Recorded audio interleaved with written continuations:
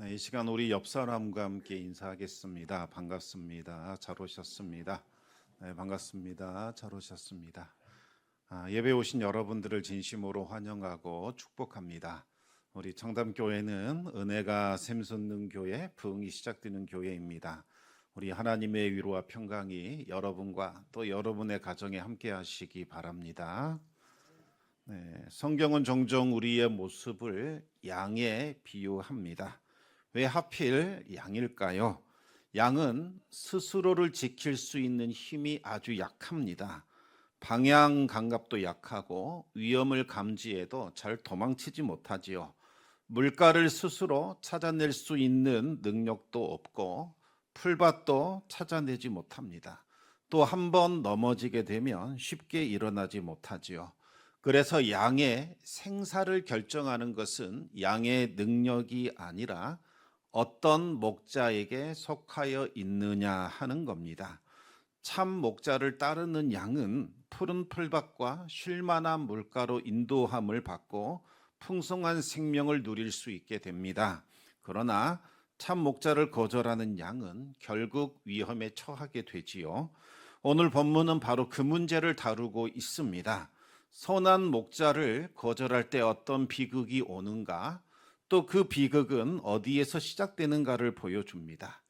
스가랴 선지자는 바벨론 포로 이후 성전 재건이 시작되던 때에 활동을 했습니다.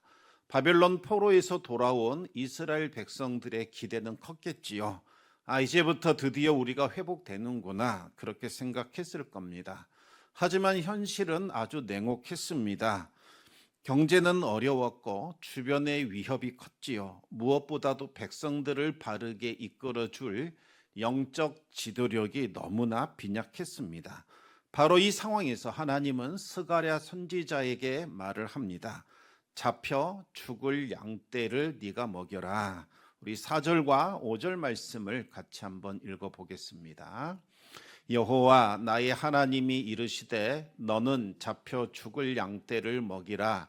사들인 자들은 그들을 잡아도 죄가 없다 하고 판 자들은 말하기를 내가 부유하게 되었은즉 여호와께 찬송하리라 하고 그들의 목자들은 그들을 불쌍히 여기지 아니하는도다. 여기에서 잡혀 죽을 양떼는 바로 이스라엘 백성을 의미하는 겁니다.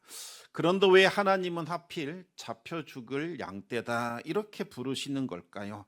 현실이 이미 그렇게 흘러가고 있었기 때문이죠.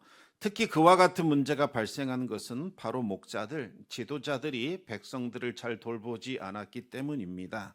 그들은 양을 장터에 내다 팔듯이 오로지 자기 배만 채우느라 급급했던 겁니다. 그런데 더 충격적인 것은 그들이 하는 신앙의 언어였다는 거지요.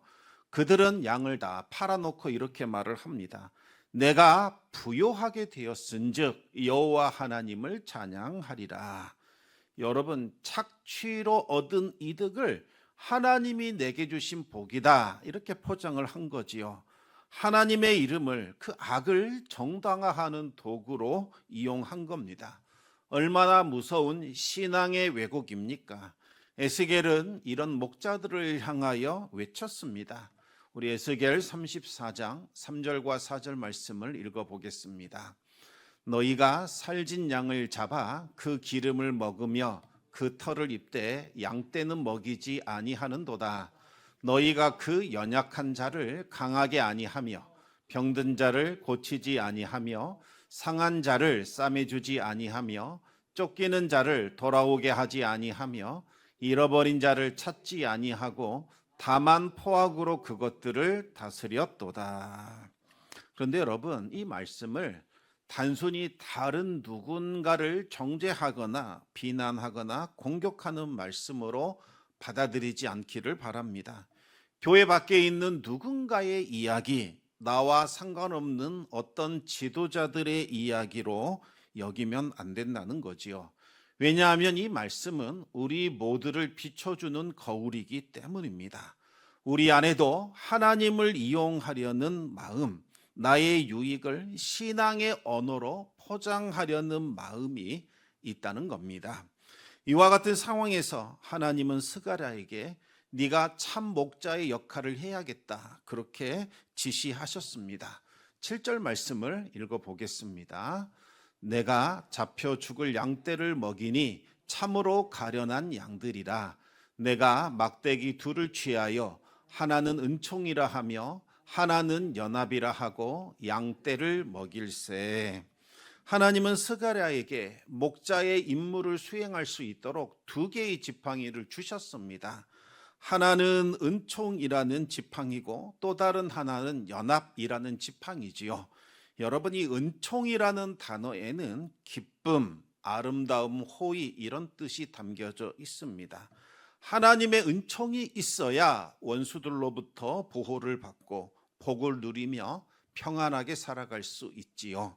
연합이라는 단어에는 하나로 묶어주다, 연결시키다 이런 뜻이 있습니다. 하나님의 사랑은 하나로 묶는 띠입니다. 하나님께서 우리를 사랑의 띠로 묶어주셨으니 이제 우리들도 서로 사랑해야 한다, 그런 의미인 거지요. 그렇다면 참 목자가 해야 될 것이 무엇이겠습니까? 바로 이 두 가지입니다. 하나는 하나님의 은총을 전함으로써 하나님이 주시는 은혜와 평강을 누리게 하는 것이요, 또 다른 하나는 백성들이 서로 사랑하여 하나 되게 하는 겁니다. 이것이 진정한 영적 리더십이요, 진정한 목회의 길이라는 거지요. 그런데 아주 놀라운 말씀이 나오고 있습니다. 우리 8절을 한번 읽어보겠습니다. 한 달 동안에 내가 그 세 목자를 제거하였으니 이는 내 마음에 그들을 싫어하였고 그들의 마음에도 나를 미워하였음이라. 무슨 말이지요? 한 달이라는 짧은 기간을 상징하는 이 기간 동안에 3명의 목자가 사라지는 사건이 벌어집니다. 이것은 하나님께서 자기 배만 채우던 부패한 지도자들을 제거해 주신 것을 뜻한 겁니다. 왜 그들을 제거하셨을까요? 그들과의 관계가 더 이상 회복될 수 없을 만큼 뒤틀어졌기 때문입니다. 하나님도 더 이상 그들을 견딜 수 없었고 그들 역시 하나님의 통치를 끝까지 싫어하고 거부했던 거지요. 회복이 일어나려면 먼저 기존에 있었던 잘못된 질서가 바로 잡혀야 합니다. 그런데 또 한 번의 반전이 일어나게 됩니다. 여러분, 그동안 양떼를 팔아먹던 그 부패한 목자들이 사라지면 이 잡혀 죽을 양떼들은 크게 기뻐하면서 참 목자를 환영해야 하는 것이 당연하지 않겠습니까? 하지만 그들은 회복을 꿈꾸고 반가워하기는커녕 오히려 하나님이 세워주신 참 목자를 싫어했다는 거지요. 왜 이와 같은 반응이 나오는 걸까요? 그 이유는 참 목자의 돌봄은 우리를 살리지만 동시에 우리의 야망, 우리의 욕심, 우리의 잘못된 것들을 지적하고 꺾어버리기 때문입니다. 여러분, 치료의 과정을 한번 생각해 보시기 바랍니다. 의사들의 치료는 언제나 환영받는 게 아니죠. 특히 어린 아이들 병원 가자 질색을 합니다. 자기들이 죽는 줄 알고 거부하지요. 때로는 의사가 쓴소리도 합니다. 때로는 주사 놓기도 하고 아픈 곳을 찢고 또 환부를 도려내는 수술이 동반되기 때문이지요. 하지만 그것은 살리기 위하여 반드시 거쳐야 할 필수 과정입니다. 마찬가지입니다. 하나님께서 세우신 참 목자의 손길은 우리를 살리지만 때로는 우리의 고집을 건드리기도 하지요. 사람들은 저 멀리에 있는 회복보다는 지금 당장 감수해야 하는 불편을 더 민감하게 받아들입니다. 그래서 참 목자를 달가워하지 않더라는 겁니다. 그에 비하여 악한 목자는 달콤함, 당장의 이익을 막 강조하며 부추깁니다. 사람들의 성향을 잘 알고 있기 때문이지요. 멀리 있는 선보다는 당장 눈앞에 있는 이득을 더 좋아하고 진정한 회복보다는 당장 편하고 익숙한 것을 더 선호합니다. 결국 그들은 하나님의 통치를 거부하게 됩니다. 하나님의 통치를 거부하게 되면 어떤 일들이 우리에게 일어날까요? 하나님은 은총의 지팡이를 꺾어버리십니다. 우리 함께 10절 말씀을 계속 읽어보겠습니다. 이에 은총이라 하는 막대기를 취하여 꺾었으니 이는 모든 백성들과 세운 언약을 폐하려 하였음이라. 여기서 언약을 폐한다 이 말은 하나님께서 그들과 맺은 언약을 완전히 깨버리고 완전히 버리신다 이런 뜻은 아닙니다. 지금까지 하나님께서 은총으로 덮어주셨던 손길을 거두고 보호하셨던 울타리를 치우겠다는 경고이지요. 너희가 끝까지 나를 거절하니 너희가 선택한 길이 어떤 열매를 맺는지 너희들이 직접 겪게 하리라. 그래야 그동안 당연하게 여겼던 모든 것들이 사실은 하나님의 크신 은혜였다라는 것을 깨닫게 될 겁니다.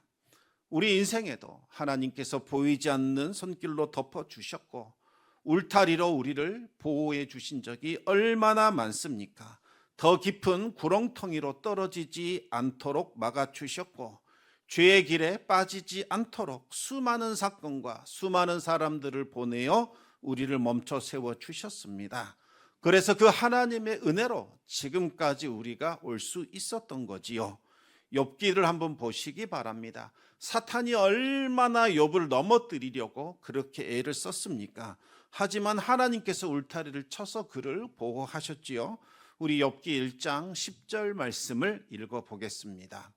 주께서 그와 그의 집과 그의 모든 소유물을 울타리로 두르심 때문이 아니니까 주께서 그의 손으로 하는 바를 복되게 하사 그의 소유물이 땅에 넘치게 하셨음이니이다.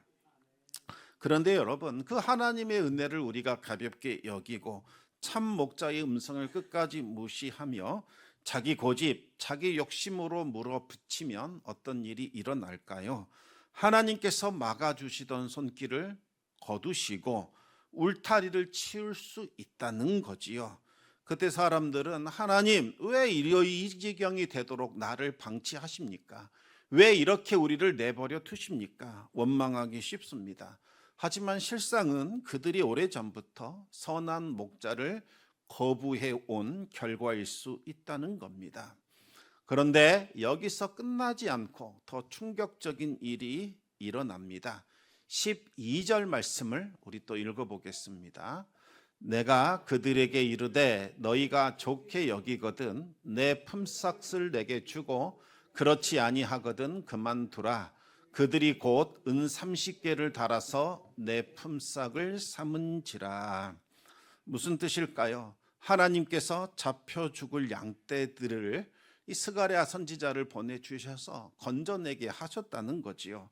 그러면서 묻습니다. 너희들을 돌봐줬던 이 목자의 사역이 너희 눈에는 얼마짜리 정도로 보이느냐? 너희가 조금이라도 가치가 있다고 생각한다면 한번 그 값을 매겨보라, 이런 뜻이지요.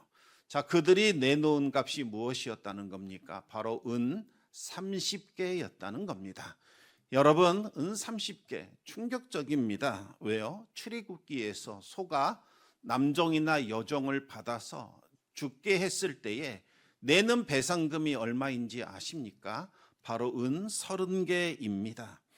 은 30개는 종의 몸값입니다. 아주 낮게 계산한 바로 그와 같은 가격이라는 거지요. 이스라엘이 하나님께 은 30개 정도를 매겼다는 것은 이렇게 말하는 것과 똑같습니다. 하나님, 지금까지 우리를 돌봐주신 수고 딱 이 정도면 충분합니다. 종의 몸값이면 될 것 같습니다. 그런 뜻입니다. 이것은 하나님을 향한 모욕이지요. 하나님의 사랑을 값으로 매겼고 은혜를 흥정한 겁니다. 은 30개라는 것이 무엇입니까? 주님은 내 왕이십니다. 나의 하나님이십니다. 이 고백이 아닙니다. 나를 위해 내가 고용한 종, 딱 그 정도의 가치입니다. 이런 뜻인 거지요. 필요할 때는 하나님을 부르고 위험할 때는 하나님을 찾습니다. 그러나 평소에는 가장 낮은 자리, 가장 후순위에 두는 것을 말하는 겁니다. 그 말을 들으신 하나님 어떻게 반응하셨을까요? 13절을 계속해서 읽어보겠습니다. 여호와께서 내게 이르시되 그들이 나를 헤아린 바 그 삭슬 토기장이에게 던지라 하시기로 내가 곧 그 은 30개를 여호와의 전에서 토기장이에게 던지고 그 은 30개 토기장이에게 던져라 말씀하시지요. 왜 하필 토기장이일까요? 이것은 직업의 높고 낮음을 의미하는 것이 아닙니다. 당시 토기장이가 하는 일은 흙과 진흙을 다루었기 때문에 사회적으로 조금 낮게 여기던 그와 같은 직업이었습니다. 토기장이에게 돈을 던지라는 것은 그 값, 참으로 나를 모욕하는 그 값, 내가 받지 않겠다 이런 뜻이지요. 그런데 이 모욕적인 사건이 훗날 다시 한번 재현이 됩니다.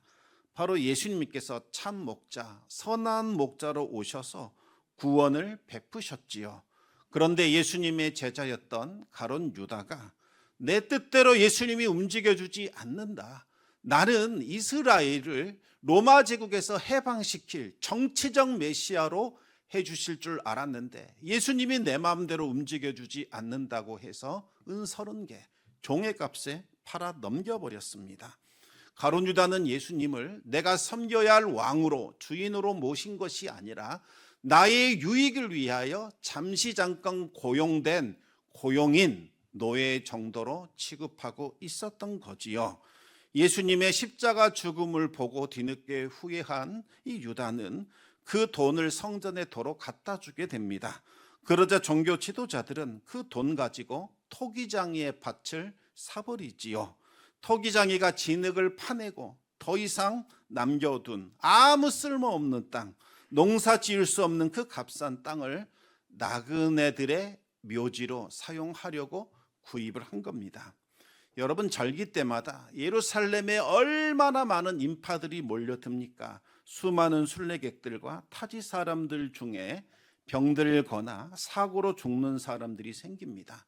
그런데 예루살렘에는 가족 무덤도 없고 그들의 장례를 책임져 줄 사람이 없어서 그 거룩한 땅에 그 시신이 방치가 됩니다. 그러면 그 거룩한 땅이 오염되거나 부정을 타거나 모욕받는 게 아니겠습니까? 그래서 그 땅이 더럽혀지니 이 시신을 처리할 시신 매장지가 필요했던 거지요.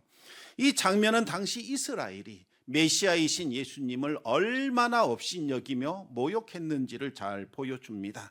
그들은 하나님이 보내신 참 목자를 우리 뜻대로 움직여주지 않는다는 이유로 종의 값에 팔아 넘겼고 그 값을 가지고 산 것은 생명을 기리는 땅이 아니라 죽음과 부정함을 처리하는 땅, 그것도 가장 버려진 땅을 구입하는 데 써버렸다는 거지요.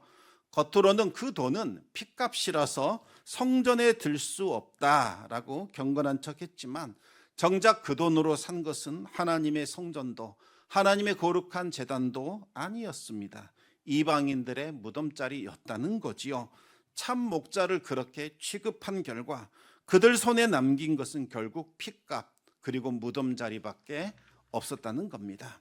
이 이야기를 들을 때마다 우리들은 어떻게 그렇게 할 수 있느냐, 참 못됐다 이렇게 반문하지요. 그런데 여러분, 이 이야기가 꼭 지나간 옛사람들만의 이야기일까요?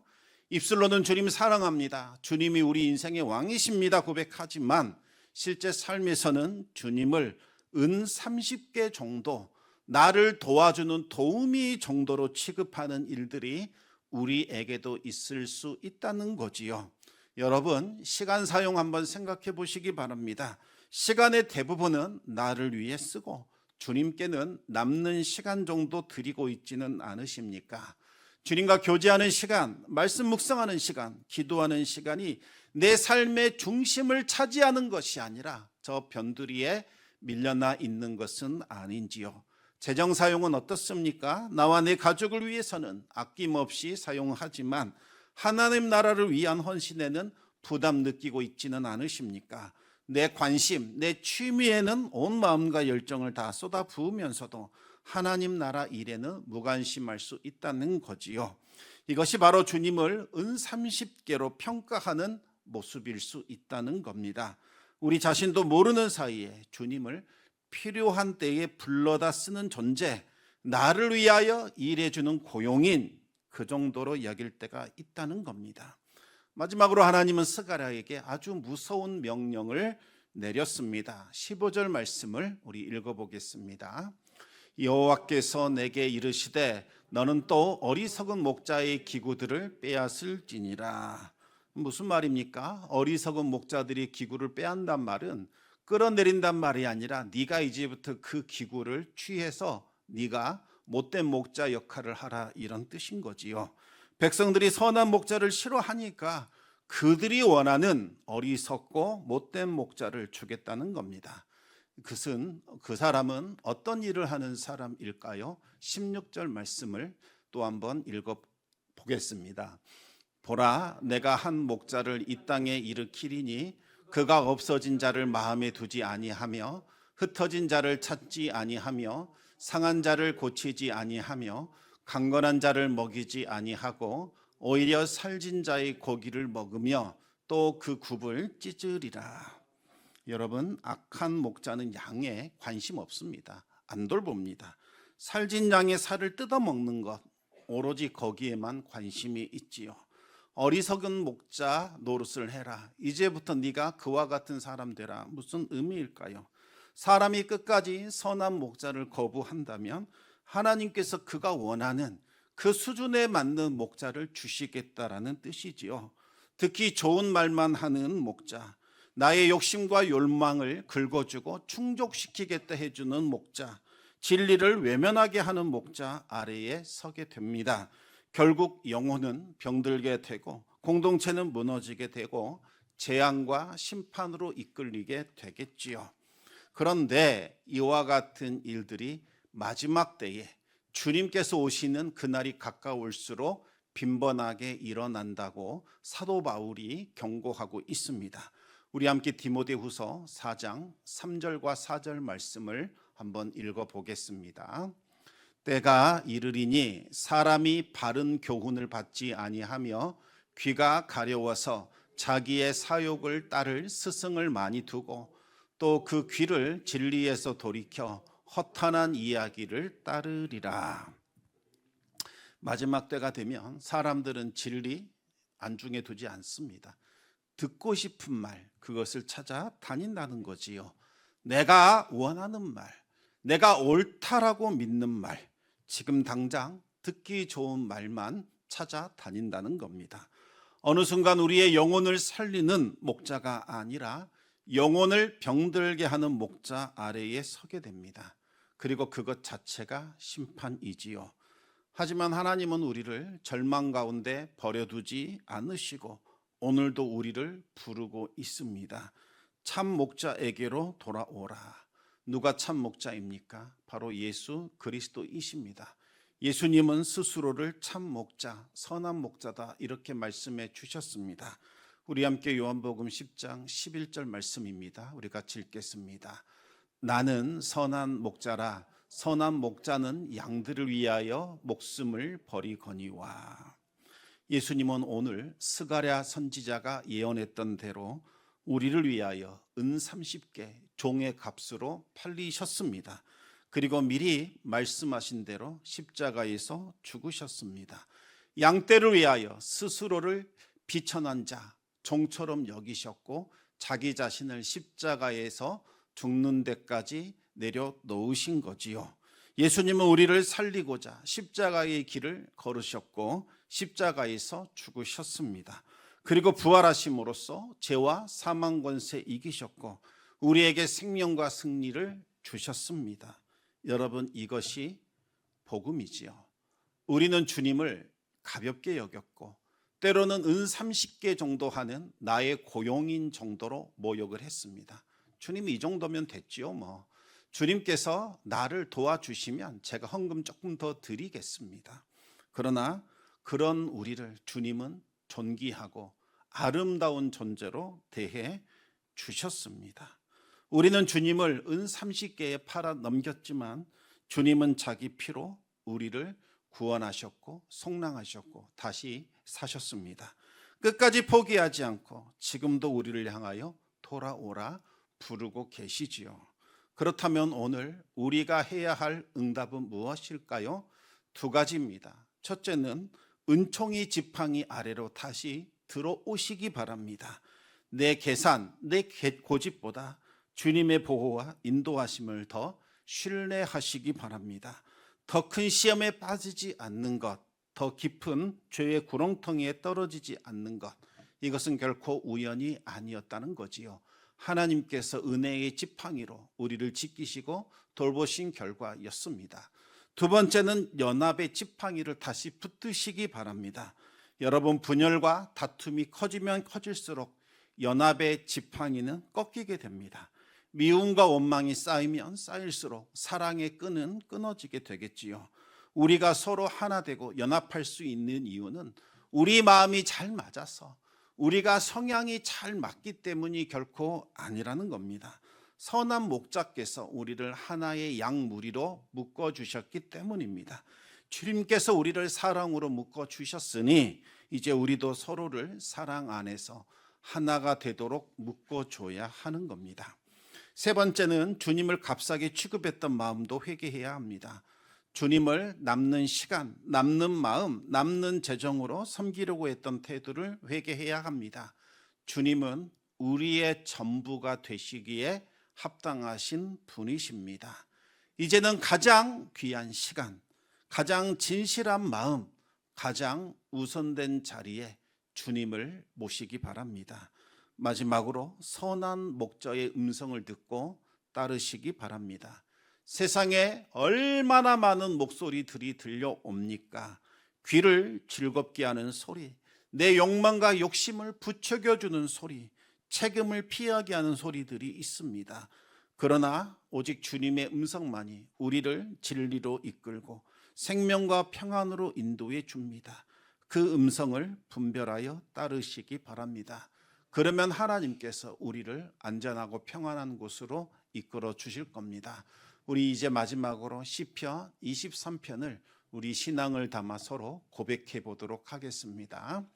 여호와는 나의 목자시니 내게 부족함이 없으리로다. 그가 나를 푸른 풀밭에 누이시며 쉴 만한 물가로 인도하시는 도다. 내 영혼을 소생시키시고 자기 이름을 위하여 의의 길로 인도하시는 도다. 내가 사망의 음침한 골짜기로 다닐지라도 해를 두려워하지 않을 것은 주께서 나와 함께 하심이라. 주의 지팡이와 막대기가 나를 안위하시나이다. 주께서 내 원수의 목전에서 내게 상을 차려주시고 기름을 내 머리에 부으셨으니 내 잔이 넘치나이다. 내 평생의 선하심과 인자하심이 반드시 나를 따르리니 내가 여호와의 집에 영원히 살리로다. 아멘. 오늘 이 시간 우리를 부르시는 선한 목자, 참 목자이신 예수님께로 다시 돌아오시기 바랍니다. 은총과 연합의 지팡이 아래에서 선한 목자이신 주님께서 주시는 그 보호와 회복을 다시 누리시기 바랍니다. 우리 주님의 음성 듣고 주님을 따르는 복된 양의 삶을 살아가시기를 우리 주님의 이름으로 축원합니다.